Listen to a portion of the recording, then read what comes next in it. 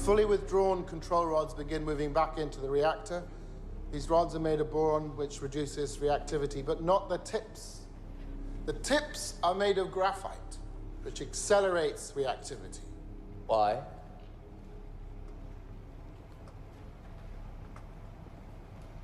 Why? For the same reason our reactors do not have containment buildings around them, like those in the West. For the same reason we don't use properly enriched fuel in our cores. For the same reason we are the only nation that builds water-cooled, graphite-moderated reactors with a positive void coefficient. It's cheaper.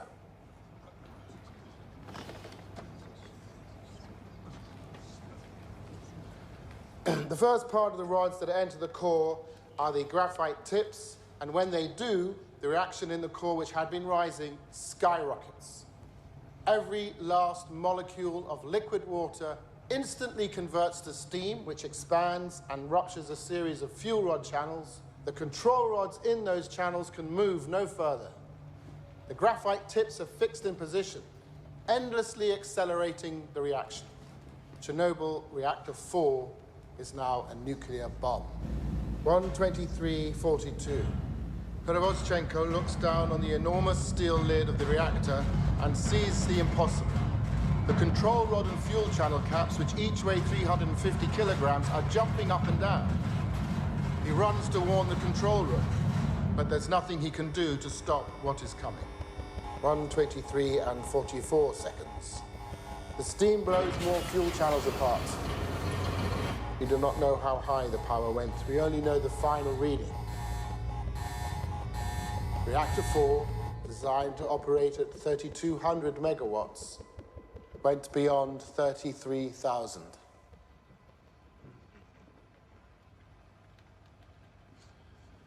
The pressure inside the core can no longer be held back.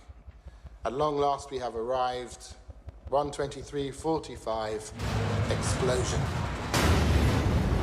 In the instant the lid is thrown off the reactor, oxygen rushes in. It combines with hydrogen and superheated graphite. The chain of disaster is now complete.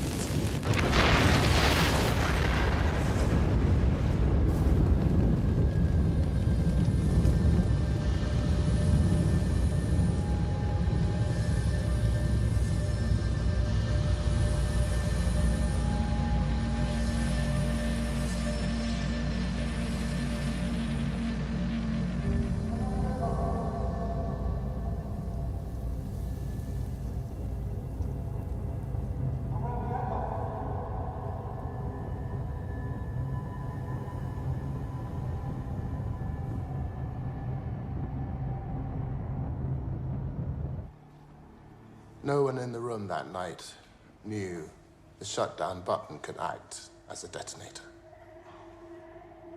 They didn't know it because it was kept from them. Comrade Legásov, you're contradicting your own testimony in Vienna. My testimony in Vienna was a lie. I lied to the world. I'm not the only one who kept this secret. There are many who were following orders from the KGB, from the Central Committee, and right now there are 16 reactors in the Soviet Union with the same fatal flaw.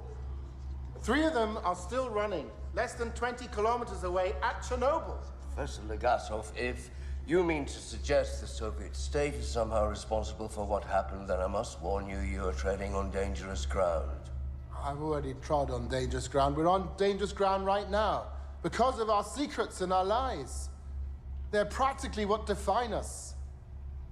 When the truth offends, we lie and lie until we can no longer remember it is even there, but it is still there. Every lie we tell incurs a debt to the truth.